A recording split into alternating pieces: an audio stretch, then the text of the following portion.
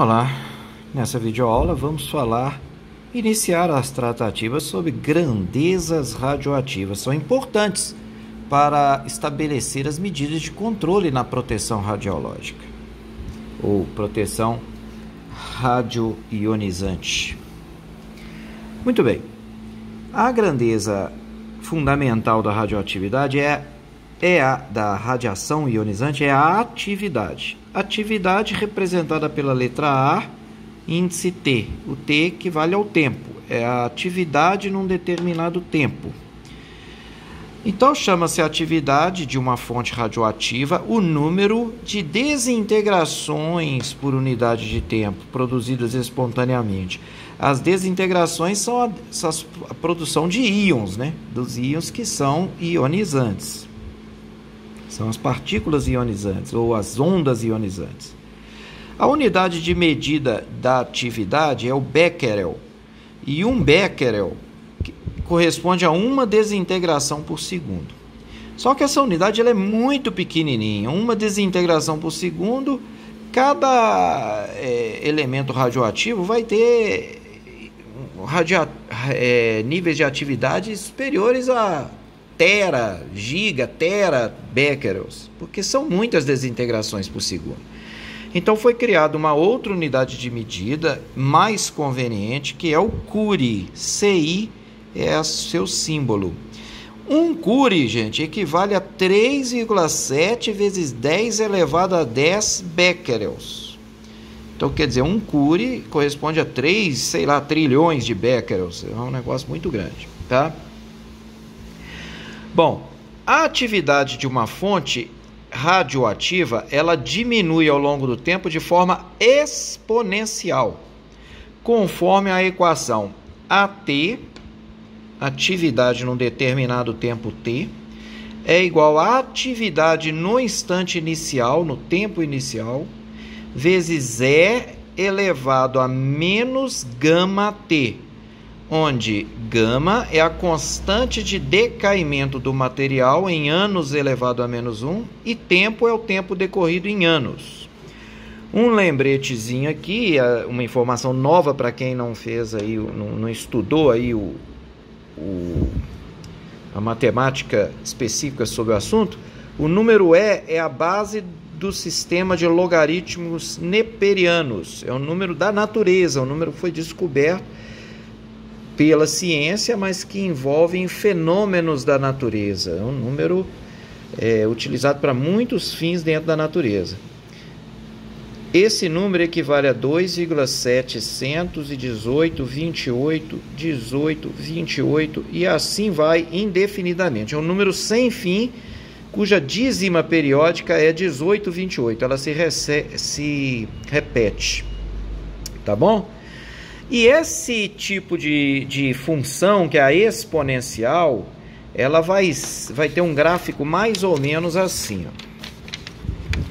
Imagina aqui a atividade no eixo das ordenadas, em Curie, e o tempo em anos no eixo das abscissas.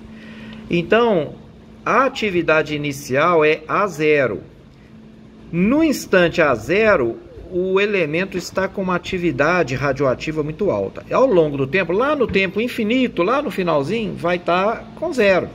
A atividade vai ser zero, vai cair para zero.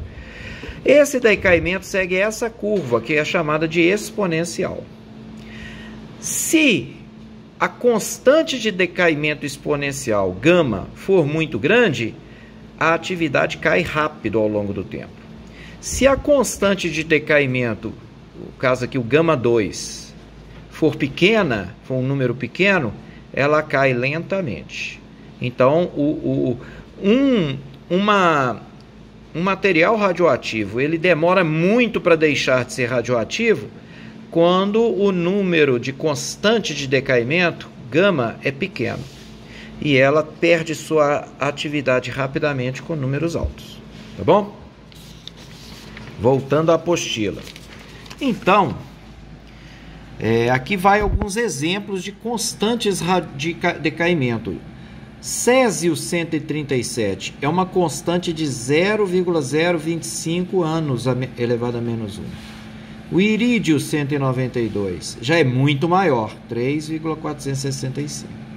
O cobalto 60 tem uma constante de decaimento de 0,131. Está entre o césio e o irídio.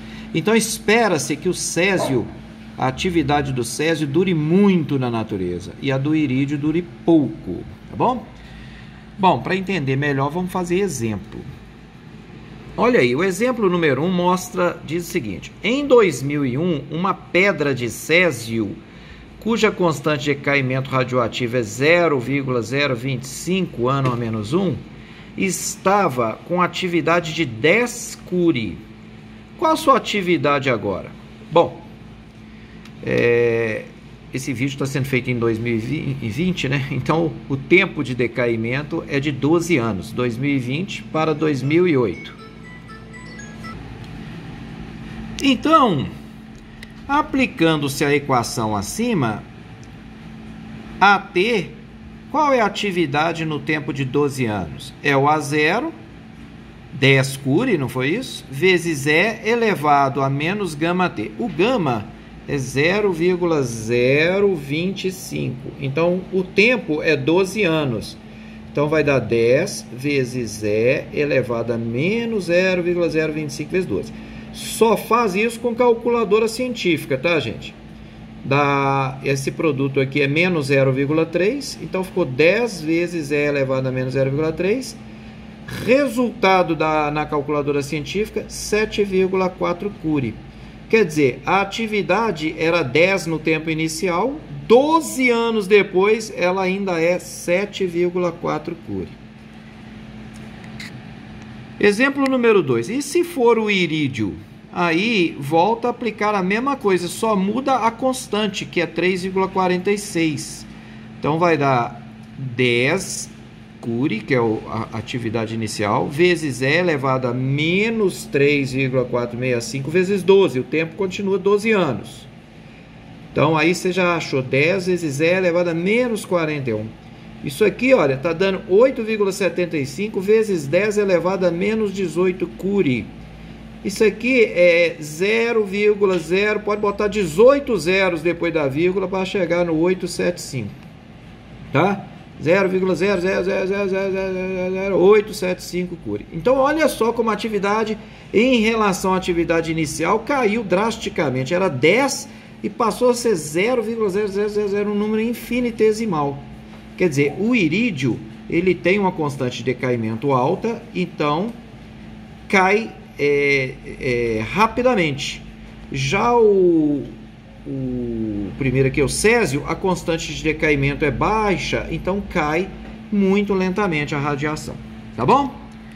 Com esses dois exemplos aqui, a gente pode falar de uma outra grandeza importante no meio do estudo de radioatividade, que é a meia-vida. O que é meia-vida? Por definição, meia-vida de uma fonte radioativa é o tempo necessário para que a atividade inicial caia pela metade.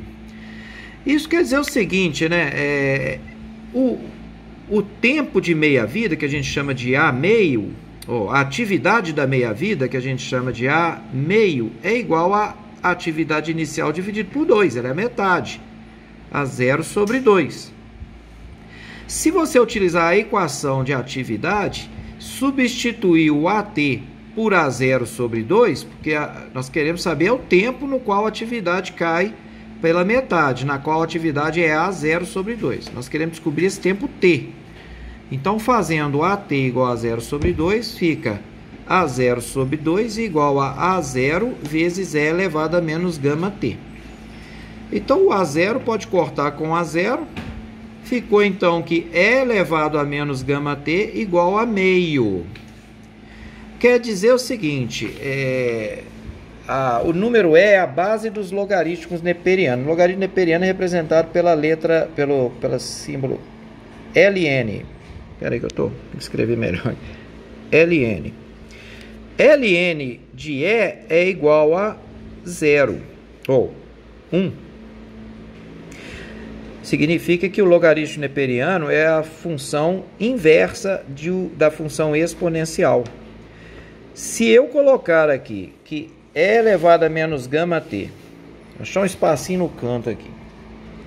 E elevado a menos gama T é igual a... É igual o que mesmo? Aqui não, é igual a meio, né? Se eu colocar o logaritmo neperiano de E elevado a menos gama T e aqui logaritmo neperiano de meio, eu cortei a função E. Ó. Porque o logaritmo neperiano corta a função E, ela é a função inversa. Então, fica que menos gama T é igual ao logaritmo neperiano de meio. Logaritmo neperiano de meio, você faz isso numa calculadora científica, tá? Logaritmo neperiano de meio é menos 0,6931, fazendo isso na calculadora científica. Então, menos gama T igual a 0,6931. Daí chega-se no T. O T, se você passar o gama para cá, ele passa dividindo. Ele está multiplicando o T, ele passa dividindo. Então, vai ficar menos 0,6... menos T, né? Vai ficar o menos T igual a menos 0... Nossa, que confusão que eu estou arrumando aqui, né? É porque tem menos dos dois lados. Se tem menos dos dois lados, eu já corto logo os menos. Corta esse menos, corta esse.